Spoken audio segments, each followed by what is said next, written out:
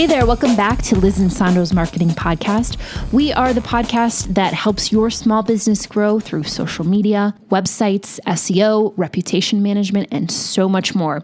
Today, Sandro is going to be talking about why it's so important to have testimonials on your website. Thanks, Liz. So recently a client was trying to build some links back to their site, and one of the ways we suggested was doing client testimonials. After some discussion, we learned this particular client ordered lunch from the same spot at least once a week, usually 2 to 3 times a week, actually. I went to the restaurant's website, and they had testimonials on there. After some discussion, our client wrote a glowing review for the restaurant, and boom, they put it up there along with a link to my client's business. It's a good way to get a link or two. However, the point of today's episode is not about links, but the fact that you should have testimonials on your site. So how do you start or go about doing this? Well, chances are your business already has clients or customers saying great things about you. This is social proof. It's something ingrained in us as human beings. By nature, we can be skeptical creatures, which can make your job of selling a product or service that much more difficult. The testimonials are a way for people to trust other people who may be, quote unquote,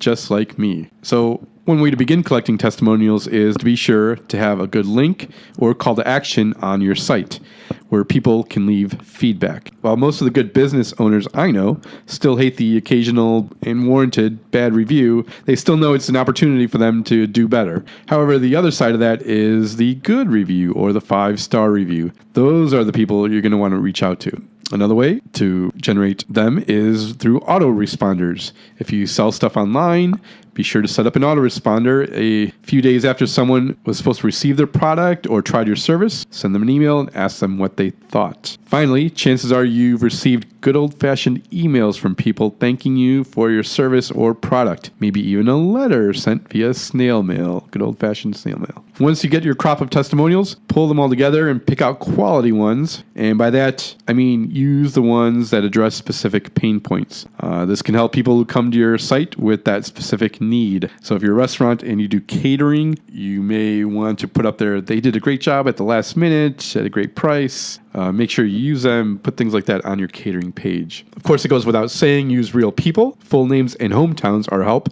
Little things like that help people relate and understand these are real people. Finally, where do you put these testimonials on your site? It used to be common thought to have a testimonial page on a separate reviews page of your site, something completely independent of your product pages. But what we've seen is that people don't really go to these pages when they're separated. Today, it's pretty common to have testimonials on pages where you're actually selling a product or service.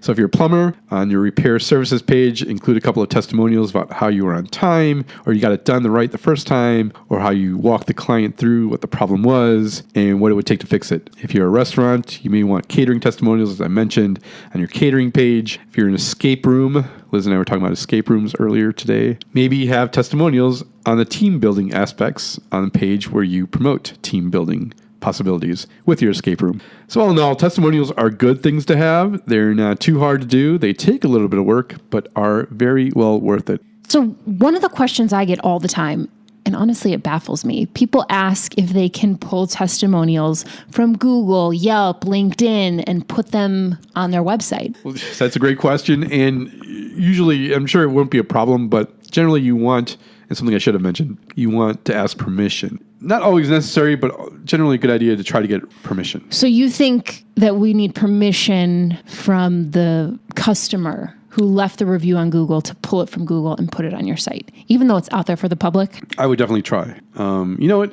And people say that when you repost on Instagram, you should get permission before you repost, but people do it all the time anyways. Yeah. I don't know. I'm going to give you the correct answer, the right answer.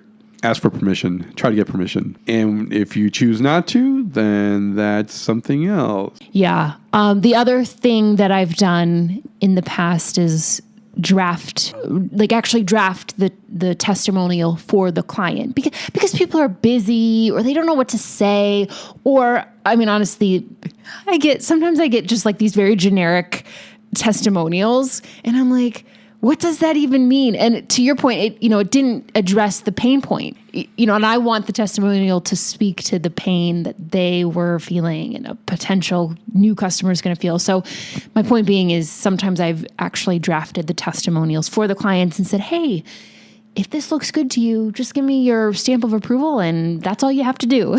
So yeah, there's definitely a lot of ways to go about getting testimonials, and that social proof is really important.